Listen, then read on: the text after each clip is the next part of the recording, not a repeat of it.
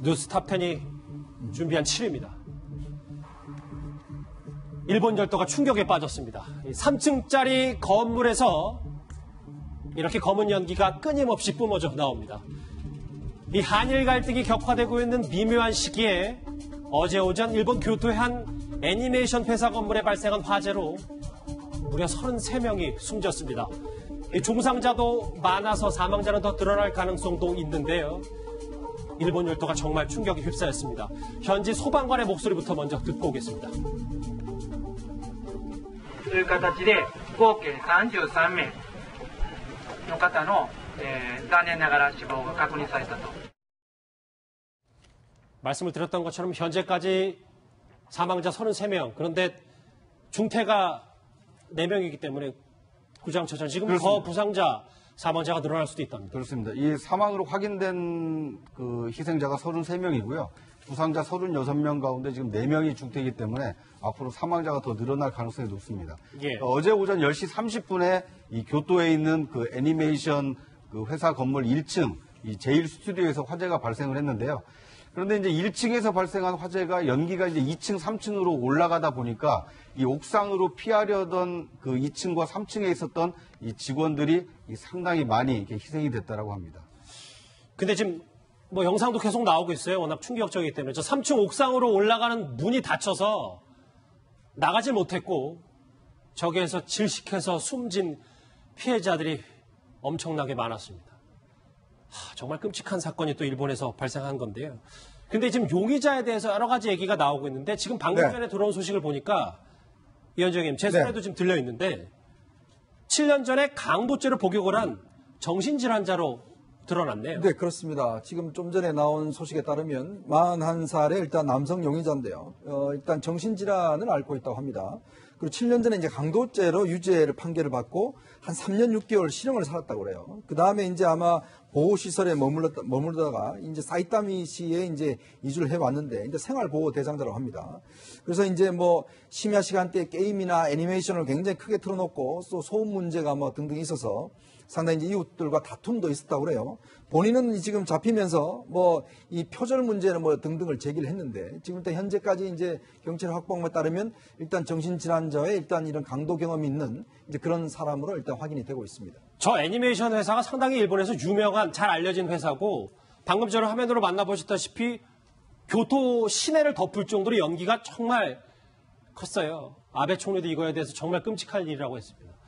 그런데 구장차장 화면을 같이 한번 보시면 물론 100% 이 용의자가 잘못한 거잖아요. 그런데 인명피해가 커진 이유가 여기 보면 여러 가지 이유들이 다 겹쳤더라고요. 정말 불행하게도요. 그렇습니다. 그러니까 이게 큰 사고가 난 이후에 이 원인을 따져보면 여러 가지 요인이 이제 겹쳐서 나타나는 경우가 있는데 이번 이 교토 애니메이션 대참사의 경우에도 이 칸막이나 벽으로 전혀 나눠지지 않는 이렇게 뻥 뚫린 열린 공간이었다고 합니다. 그런데 용의자가 이 휘발유를 뿌려서 불을 지르다 보니까 순식간에 이제 이 매캐한 그 연기가 발생하지 않았겠습니까? 예. 근데 이 연기가 차단되지 않고 전 이 공간으로 퍼지다 보니까 이 희생자가 좀 커졌다 이런 얘기가 나오고 있고요. 또 한 가지는 이 건물 중앙 1층에서부터 옥상까지 나선형 계단이 그 하나 있었다고 하는데 이 계단을 타고 연기가 계속 위로 올라가다 보니까 옥상으로 피하려던 사람이 오히려 연기에 질식하는 이 더 큰 피해로 좀 이어졌다는 겁니다. 그리고 화재가 났을 때 빨리 조기에 진압할 수 있는 것이 이 스프링클러 시설인데 이 건물이 이제 3층 건물이다 보니까 의무적으로 스프링클러를 설치해야 되는 이 강제 시설이 아니었다고 합니다. 그러다 보니까 초기 화재 진압에도 실패했고 이런 여러 요인들이 겹쳐서 큰 희생자를 낸 대형 참사로 좀 이어졌다 이런 분석이 나오고 있습니다. 33명이 숨졌기 때문인데요. 18년 전에 도쿄 신주쿠에 있는 건물 화재로 44명이 숨진 뒤에 가장 최악의 방화 사고입니다. 이현정 의원님. 네. 아베 총리도 한마디 했습니다. 이게 왜냐하면 이제 21일 날 일본 참의원 선거가 임박해 있기 때문에 아마 아베 총리로서도 이제 이런 화재 원인이나 등등에 따라서 혹시 선거에 영향을 미칠 게 없을까 상당히 아마 긴장한 것 같습니다. 이번 예. 화재 같은 경우는 2001년도에 신주쿠 화재 같은 경우 그때 44명이 이제 사망을 했어요. 그 이후에 사실 사망자가 더 많고 지금 같은 경우도 앞으로 또 추가 사망자가 더 나올 가능성이 있거든요. 저는 이 사건을 보면 좀 우리가 반면교사로 삼아야 될 부분이 충분히 있는 것 같습니다. 우리도 얼마 전에 제천 화재라든지 등등 있었지 않습니까? 맞아요. 이번 화재도 보면 여기가 굉장히 애니메이션 그 만드는 공장에서 종이가 많았다고 그래요.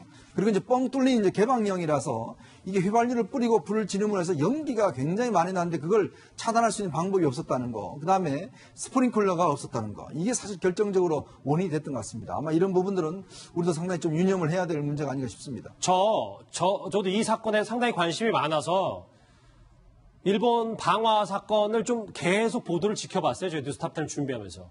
그래서 좀 깜짝 놀랄 만한 보도를 하나 봤는데 네. 구자영 차장, 이게 이 범인이 한국인이다. 글쎄 뭐 저희가 이걸 다 보도해야 되는 것도 무슨 의미인지 모르겠지만 일본 보수 우익 쪽의 커뮤니티에서는 이 방화범을 한국인으로 몰려가는 분위기도 있다고 합니다. 그렇습니다. 이 일부 이제 일본 네티즌들인데요. 뭐 방화는 한국인의 습성이다. 또 그 근처는 제일 한국인이 많으니까 이 범인은 제일 한국인 아니냐.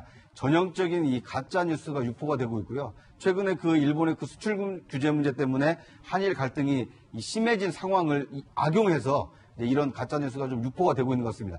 그런데 저런 이 한국에게 책임을 떠넘기려고 하는 일부 네티즌이 있는 것도 사실이지만 예. 또 더 많은 일부 일본의 이 네티즌들의 경우에는 정확한 원인을 살펴보지 않고 한국 사람들을 의심하는 것은 부끄러운 일이다라고 하면서 이 자성의 목소리도 있다고 합니다. 예. 그러니까 뭐 몇 사람의 그런 잘못된 어떤 아닌 거죠? 예, 예. 그런 주장에 우리가 이게 부안내동할 필요는 없어 보입니다. 알겠습니다. 정리가 좀 잘 됐는데 자, 소통하는 뉴스탑10 댓글이 들어왔다는 얘기를 들었습니다. 그런데 이 지금 일본 방화 사건 관련된 얘기는 아닌 것 같고요. 아까 조국 수석이 올린 그 SNS 애국이냐 이적이냐 이 발언을 두고 여전히 지금 뉴스탑10 유튜브 실시간 댓글이 지금 뜨겁게 달궈지고 있습니다. 지금 궁지에 몰리고 급한 것은 대한민국입니다. 좀 냉정한 포커페이스를 하고 여우같이 지금 길길이 날뛸 때가 아닙니다. 조국 수석에 대해서 상당히 좀 많이 비판적인 여론도 있네요. 또 있나요? 예, 다음 거 있군요. 한일 군사정보보호협정을 파기한다는 건 결국 한미동맹까지도 해체라는 거다. 요 질문만 짧게 또 있으니까 위원장님 저 질문에 답변만 하고 다음 주에 넘어갈게요. 네. 저 얘기 시청자의 저 유튜브 댓글에 동의를 하십니까? 그러니까 이게 어떤 면에서 보면 지금 미국도 그런 지점을 걱정을 하고 있는 것 같아요. 그래서 볼턴 보좌관이 곧 이제 한국으로 온다고 합니다. 보틴저 지금 선임 보좌관하고 오는데 문제는 이제 이게 어떤 면에서 한미일이 굉장히 중요하지 않습니까? 여튼 지금 북핵 문제가 여전히 지금 해결되고 있지 않는 상황에서 만약 한일 간에 이게 문제가 벌어지면 여러 가지 문제가 발생합니다. 즉 일본에 사실은 어떤 많은 어떤 우리 기지들이 많이 있어요. 유엔 기지도 많이 있고 자 그런 상황에서 한일 간에 이렇게 냉기를 흐르게 되면 미국의 동아시아 정책이 상당히 흔들릴 수가 있습니다. 그렇기 때문에 아마 미국에서도 급작스럽게 오는 것 같고 그렇죠. 최근에 이란에 지금 호르무즈 해협에서 여러 가지 문제가 또 생겼잖아요. 여기에 또 한일의 어떤 협조가 필요한 상황이거든요. 아마 종합적으로 어떤 미국 측에서도 좀 더 적극적인 자세가 좀 필요할 것 같습니다. 오늘 이 유튜브 댓글을 좀 보고 저희가 소통과 시청자와 좀 교감을 하려다 보니 일본의 경제 보복 관련해서 엄청난 관심과 걱정, 우려 그리고 지지들을 하고 있습니다. 저희도 좀 마음이 무거워서 좀 뉴스탑10에서도 뭐 어떤 건설적인 방향이 있는지도 저희도 한번 같이 논의를 해보겠습니다.